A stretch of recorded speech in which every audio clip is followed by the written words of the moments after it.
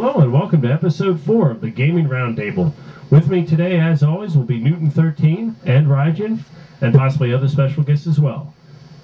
Today we'll be reviewing one of my favorite classic franchises, Metal Gear Solid for the PlayStation 1. I hope you enjoy our score as much as we enjoy playing the game as the show goes on. Enjoy the show.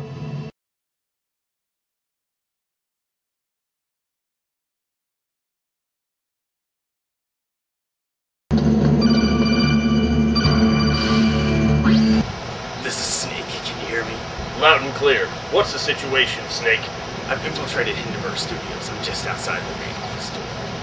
That's good, Snake. Remember, your mission is to find out the next game they're reviewing.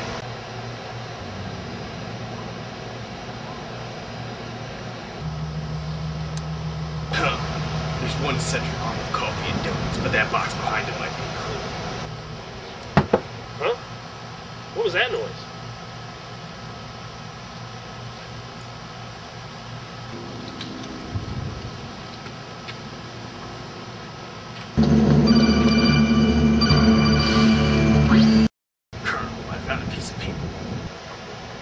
What does it say? It's strange, it says. I knew you would look here. You'll just have to wait till the end to find out. The letterhead says, don't sell out and drink Pepsi. Is this some kind of clue? Suppose you'll have to wait, Snake.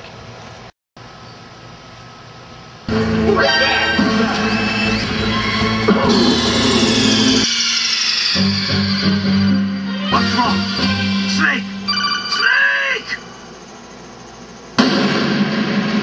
Okay, and the first question is, of course, for you, Raijin. This is regarding the graphics of the game. What did you think of the graphics of Metal Gear Solid, and how do they hold up today? The graphics of Metal Gear Solid 1, at the time, they were phenomenal, because no other 3D games really looked that well and executed all the action going on screen that well. The graphics of Metal Gear Solid 1, I have to give it a 5 out of 5. And Newton13, what did you think of the graphics of this game? It looked great for its time, and I gotta say that even today the graphics hold up pretty well. I mean, the characters are a lot more simplistic in comparison to their next generation counterparts, such as the ones in Metal Gear Solid 2, 3, and of course the upcoming 4, which I'm sure all of you have played by now. I'd have to give high marks to this game based on graphics alone, just because they look so fantastic. For graphics, I'd give it a 5 out of 5. Okay, Raijin, the next question is regarding the sound of the game. What did you think of the sound, and how does it hold up today? The soundtrack to Metal Gear Solid is just great. I mean, it gives you that feel of such an epic storyline that you're going through. All the music is just really backs that up. And of course, you can't forget the sound effect of being caught by a guard and the warning music, and as you're trying to escape, it still lives up. It's still one of the better soundtracks I've really released for a game. The sound, 5 out of 5. The soundtrack's just that good. And Newton13, what did you think of the sound of the game? The sound effects in Metal Gear are just fantastic. First things first, the voice acting is phenomenal. The characters, I mean, they really sound like they know their character. They don't sound like, just somebody reading a script. On top of that, the music is great. For sound, a 5 out of 5.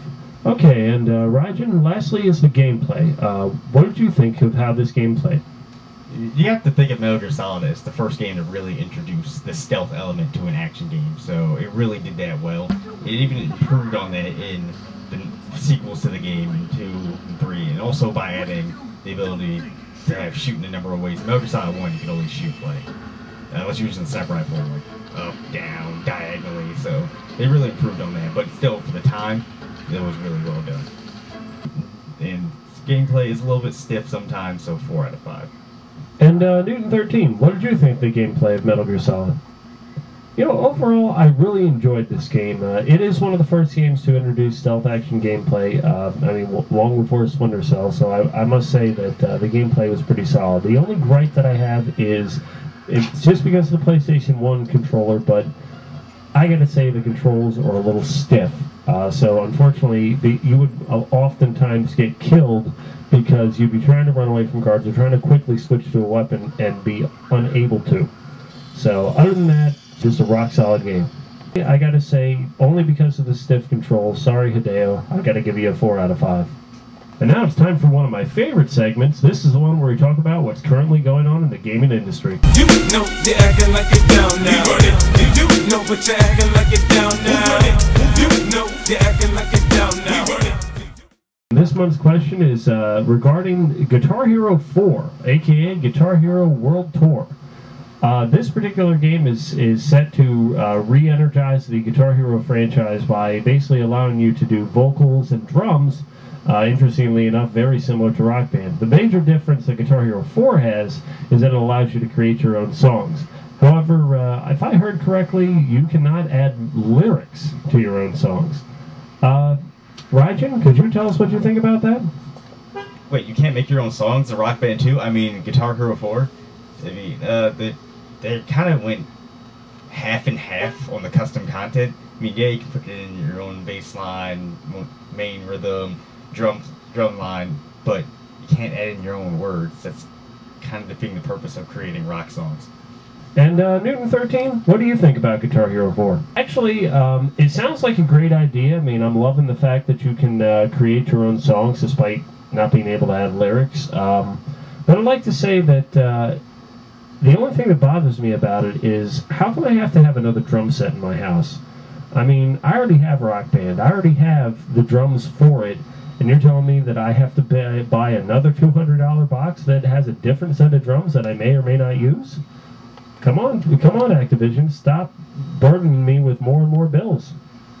How many people want to kick some ass?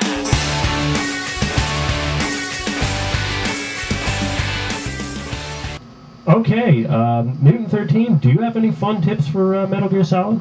Actually, yes. The one thing I'd like to say that throughout the game, and before you say spoiler alert, I just want to say that if you haven't beaten Metal Gear Solid by now, you have issues. Regardless of that, let Meryl die. Like when you are going up against Revolver Ocelot and he has you in the chair and you're all strapped down, if you submit to him and you leave with Otacon, he gives you the stealth camo, and you can start the game with that. So let Meryl die. That's my fun tip. Okay, and Rajan, do you have any fun tips for Metal Gear Solid? My fun tip for Metal Gear Solid, at the very beginning of the game, after you get off the elevator or in the main courtyard, find the supply truck, because a lot of people miss it. There is a pistol in there that will make getting through some of the guards a lot easier. It makes the very beginning of the game so much easier because Snake doesn't start with any weapons whatsoever. What's wrong? Getting all friendly all of a sudden. No, nothing. I'm glad you're okay. You're strange. I'm a little nervous. Everyone else I've saved suddenly dies. You're bad luck. Forget it. Rajan, we'd like to hear your final score for Metal Gear Solid. So for my final score, I have to give it a 5 out of 5. Newton 13, what's your final score? My final score for Metal Gear Solid is a 5 out of 5. Where's the shadow government when you need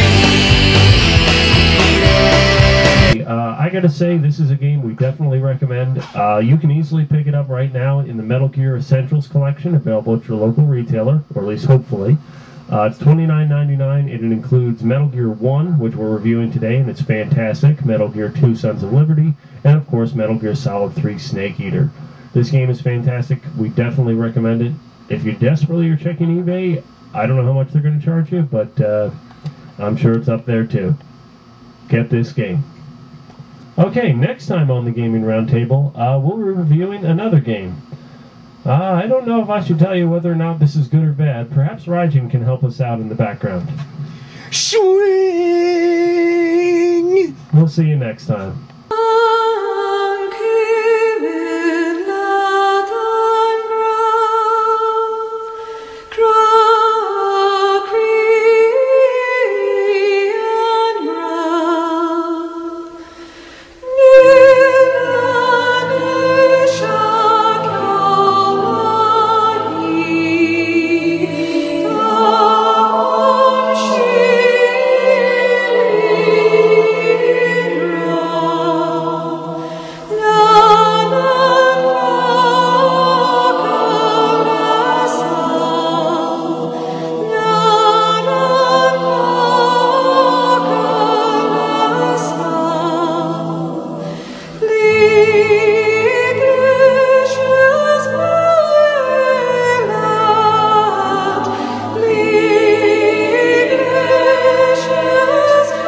This is terrible. This is one of the worst catastrophes in the world.